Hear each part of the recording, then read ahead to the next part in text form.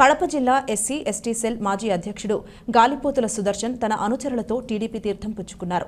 బుధవారం ఉదయం ప్రొద్దుటూరు టీడీపీ అభ్యర్థి నంద్యాల వరదరాజులు రెడ్డి ఆధ్వర్యంలో నెహ్రూ రోడ్డులోని ఆయన కార్యాలయ ప్రాంగణం వద్ద గాలిపోతుల సుదర్శన్తో పాటు ఆయన అనుచరులు దాదాపు 60 మంది, అలాగే 22వ వార్డు కౌన్సిలర్ గౌస్ మొహమ్మద్ అతని అనుచరులు భారీగా టీడీపీలో చేరారు. టీడీపీ కండువా వేసి వారిని పార్టీలోకి సాదరంగా ఆహ్వానించిన వరదరాజులు గారు, గౌస్ గారు తెలియజేశారు. అనుబంధం గతం భవిష్యత్తులో కూడా కొనసాగాలని, ముస్లిం సోదరుల నుండి పూర్తి ఇట్లాంటి సహకారము భవిష్యత్తులో కూడా మాకు అందాలని మనస్ఫూర్తిగా కోరుకుంటున్నాం. మీకు అందరికీ తెలిసిన విషయమే, బీజేపీతో కూడా పొత్తు ఏర్పాటు, జనసేన బీజేపీ తెలుగుదేశం పార్టీలు పొత్తులేకి వచ్చాయి. ఇక్కడ మేము క్లియర్ కట్గా మీ అందరి ముస్లిం సోదరుల విషయంలో ఇక్కడ మీటింగ్ జరుగుతుంది కాబట్టి మీ అందరికీ తెలియజేసేది ఏమంటే, మేము బ్రతికి ఉన్నంత కాలము సెక్యులరిజానికి కట్టుబడి ఉంటాం. ఈ స్వతంత్ర వ్యక్తిత్వాన్ని ఎప్పటికీ కోల్పోం.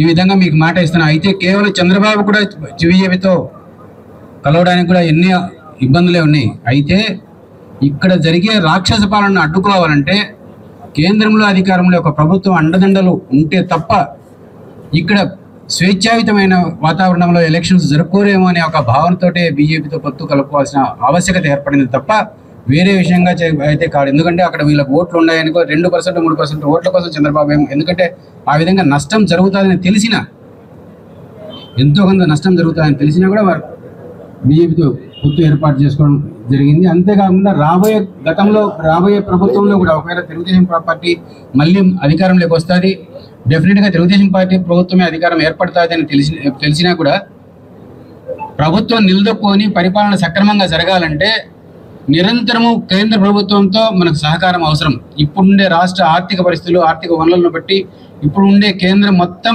అన్ని ట్యాక్స్లను కేంద్రమే తీసుకుంటా ఉండేది. జిఎస్టీ అనేది వచ్చి అంతకుముందు మామూలుగా ఈ కమర్షియల్ ట్యాక్స్లు కూడా రాష్ట్ర ప్రభుత్వానికి డైరెక్ట్గా వచ్చే పరిస్థితి లేదు.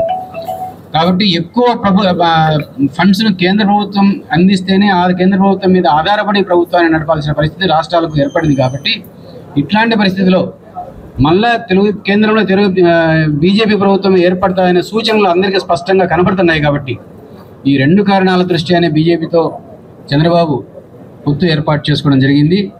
ఏది ఏమైనా ప్రొద్దుటూరులో ఎట్లాంటి పరిస్థితుల్లో కూడా తెలుగుదేశం పార్టీ నాయకత్వము మేము తప్పకుండా మా ఉనికిని కోల్పోకుండా మీ అందరితో అంటే మేము హిందూ అని కాదు, ముస్లిం అని కాదు, క్రైస్తవుడు అని కాదు, అందరి హక్కుల కోసము అందరినీ సమానంగా చూసే విధంగానే మేము నడుచుకుంటామని చెప్పి మీ అందరికీ మాట ఇస్తాము. Thank you. మున్నా గారు నాకు చిరకాల మిత్రుడు. 40 సంవత్సరాల నుంచి అందరము కలిసి ప్రయాణం చేసినాము రాజకీయాలలో. నాకు మంచి మిత్రుడు, నాకు మంచి సలహాదారుడు కూడా. ఏదన్నా క్లిష్ట పరిస్థితులు వచ్చినప్పుడు ఆయనతో సలహా తీసుకుంటాంటే ముస్లిం సోదరులతో వాళ్ళతో కూడా మాట్లాడి మనం ఈ మార్గం మంచి మార్గాన్ని తీసుకొని పోదామని చెప్పిన మంచి మిత్రుడు నాకు మున్నా గారు.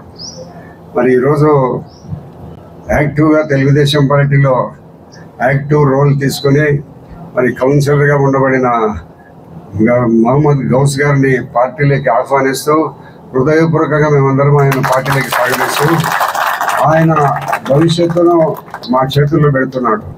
ఆయన భవిష్యత్తును తప్పకుండా మేము తీర్చిదిద్దుతాము. మంచి కౌన్సిలర్గా కూడా ఉండేటట్టు మా యొక్క సహాయాలు సహకారాలు అభివృద్ధి విషయంలో అన్ని రకాల మేము ఆయనకు సహకరిస్తాము. మరి స్వర్గీయ మహమ్మద్ గారు నాకు మంచి మిత్రుడు. దాదాపు నేను ఆయన 30 సంవత్సరాలు 35 సంవత్సరాలు సుదీర్ఘంగా రాజకీయాలలో ప్రయాణం చేసినాము. ఎప్పుడు కూడా ఆయన అవసరం వచ్చినప్పుడు సలహాలు తీసుకుంటే ఆ సలహాలు మీ అందరితో మాట్లాడి సలహాలు నాకు ఇచ్చేవాడు. ఆ సలహాల ప్రకారం మేము ముందుకు పోయే మంచి మిత్రుడు. మరి దురదృష్టం కొద్దీ ఆయన స్వర్గీయులైనారు. మరి ఆయన కొడుకు మహమ్మద్ గౌస్ను కూడా మేము తీర్చిదిద్ది రాజకీయాలలో ఆయనంటూ ఒక వ్యక్తిగా మేము రాజకీయాల్లో నిలబెట్టాలనే ఒక ఆలోచనతో నేను స్వయంగా ఆయనతో కలిసి మాట్లాడకపోయినప్పటి నుంచి ఫోన్లలో చెప్తా ఉండేవాడిని, గౌస్ను పొరపాటు చేయొద్దు, సక్రమైన పద్ధతిలో ఈ ప్రొద్దుటూరు 40 సంవత్సరాల నా రాజకీయ జీవితంలో ఎక్కడ కూడా ఎలాంటి తప్పు చేయకుండా ఎవరు కూడా చేయలేతి చూపకుండా రాజకీయ జీవితాన్ని గడిపినాం. ఇప్పుడు నాకు తెలుగుదేశం పార్టీ టికెట్ చంద్రబాబు నాయుడు గారు ప్రొద్దుటూరు నియోజకవర్గానికి కేటాయించినారంటే మీ అందరి యొక్క దయ, మీ అందరి యొక్క ఆశీర్వాదం, ప్రొద్దుటూరు ప్రజల ఆశీర్వాదంతోనే ఎన్ని సర్వేలు చేసినా కూడా అన్ని సర్వేలలో కూడా మా పేరే 72% సర్వేలలో వస్తూ ఉంది. మరి మీకు ఫోన్లలో సెల్ ఫోన్లలో వచ్చే అన్నిటిలో కూడా 72-73% వస్తూ ఉంది. కానీ ఈరోజు నాకు టికెట్ ఇచ్చింది ఈ తెలుగుదేశం పార్టీ మీదకి టికెట్ ఇచ్చి పోటీ చేయమని చెప్పింది ప్రొద్దుటూరు ప్రజలు. ఏ ఒక్క లీడరు నా వెనక లేడు. నేను ఒకసారి చంద్రబాబు నాయుడు గారిని హైదరాబాద్లో కలిసి సార్ మాకు రాజకీయాలలో మళ్ళీ కంటిన్యూ అయ్యేదానికి అవకాశం లేని చెప్పి ఒకే ఇచ్చి నేను మా కొడుకు ఒకసారి కలిసి వచ్చినాము. తర్వాత ఆర్లగడ్డ మీటింగ్కి వచ్చింటే ఒకసారి కలిసినాం, కమలాపురం మీటింగ్కి వచ్చి ఒకసారి కలిసినాం. నేను ఎప్పుడు మళ్ళీ పైరవీలు చేయలేదు, ఆయన కోసం మళ్ళా తిరగడం లేదు, మాట్లాడలేదు. రాజకీయాలలో ఎవరైతే బలవంతుడు ఉంటాడో ఆ ఏరియాలో గెలవగలుగుతాడో వారి టికెట్ ఇస్తారని నాకు సంపూర్ణ నమ్మకం. ఆ నమ్మకమే ఈరోజు ప్రజలందరూ కలిసి వరదరాజు రెడ్డి గారు అయితేనే మాకు ప్రొద్దుటూరులో బాగుంటుందని అన్ని సర్వేలలో కూడా 72% సర్వే వచ్చిన కారణంగా నాకు కేటాయించడం జరిగింది. ఈ టికెట్ ప్రొద్దుటూరు టికెట్ నాకు ఇచ్చేదానికి అంత ప్రొద్దుటూరు ప్రజలు తప్పక ఏ సిఫారసు ఎవరిదేం లేదు. కాబట్టి మేము గతంలో నేను 25 సంవత్సరాలు ఎమ్మెల్యేగా, 10 సంవత్సరాలు ఇన్ఛార్జిగా, 35 సంవత్సరాలు ఉన్నాను. ప్రొద్దుటూరులో ఎవరికి ఏ ఇబ్బంది వచ్చినా కూడా నా దృష్టికి వచ్చి ఆదుకునేవాడిని. ఎవరు తప్పు చేసినా కూడా క్షమించేమని కాదు. ఎందుకంటే ఈ ప్రొద్దుటూరులో దాదాపు 3.5 లక్షల జనాభా ఉన్నారు. 3.5 లక్షల జనాభాకు పోలీసు ఉంటుంది. పోలీసు అవినీతి కారణాల వలన ఎన్నో రకాల వాళ్ళంతా తప్పు చేస్తారు. పోలీసులు కానీ, అది రెవెన్యూ వాళ్ళు కానీ, ఎవరైనా కూడా మున్సిపాలిటీ వాళ్ళు కానీ ఎవరు కూడా తప్పు చేస్తే క్షమించేవాని కాదు. ప్రజల కోసం మేము ఉండేది. ప్రజలకు సర్వీస్ చేయండి, సేవ చేయండి. అంతేగాని మీరు ఏదో అధికారం ఉండదని నాకు ఇల్లు కట్టుకుంటా అంటే ఎంత డబ్బులు ఇవ్వాలా, రోడ్డు వేసిన తర్వాత ఎంత డబ్బులు ఇవ్వాలి, ఎన్నిటమని నేను దగ్గరికి చేర్చేవాడిని. వాళ్ళందరినీ కూడా ఖచ్చితంగా దండించేవాడిని.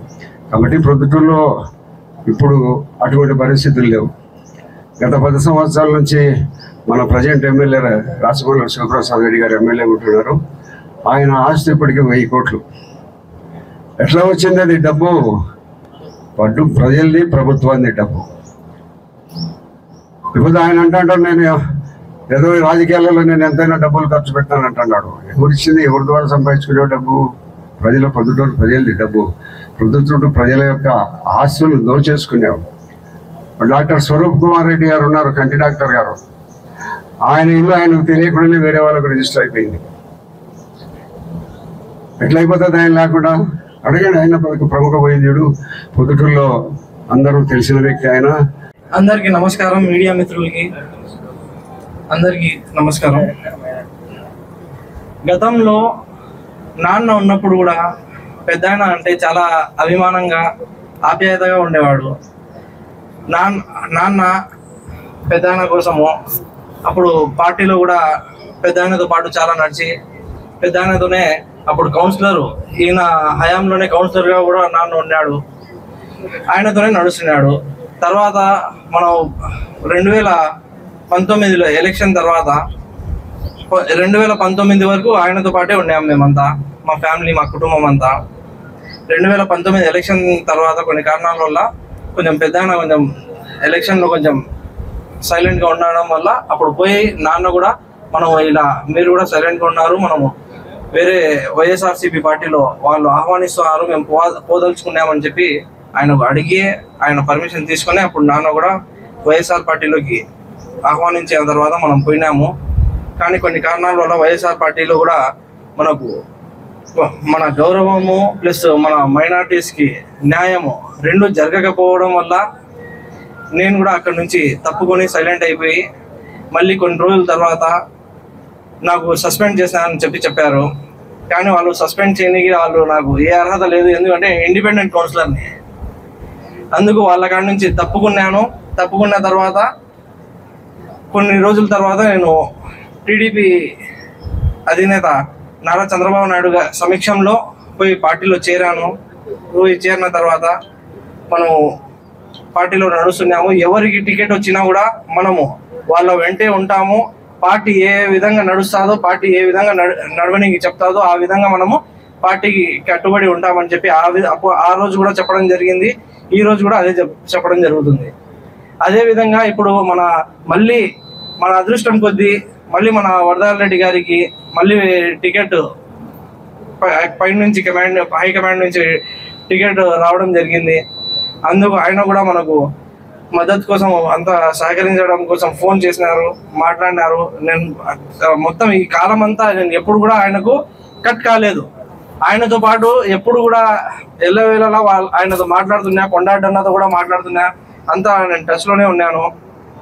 ఇప్పుడు పిలవడం జరిగింది, పిలుతానే నేను ఓకే అని చెప్పి ఆయన సమక్షంలో తెలుగుదేశం పార్టీ కోసము వర్క్ చేయడానికి, తెలుగుదేశం పార్టీకి ముందుకు నడుపుకోవడానికి ఆయన ఇప్పుడు క్యాండిడేట్గా డిక్లేర్ అయినారు. కాబట్టి ఆయన ఏ విధంగా చెప్తారో ఆ విధంగా మనం అంతా కలిసి ఆయనకు ఈ 2024 ఎలక్షన్లో ఖచ్చితంగా భారీ మెజార్టీతో మా మైనార్టీ సోదరులంతా అందరం కలిసి ఆయన గెలిపించుకొని ఆయనకు అందరికీ తెలియజేస్తున్నాను.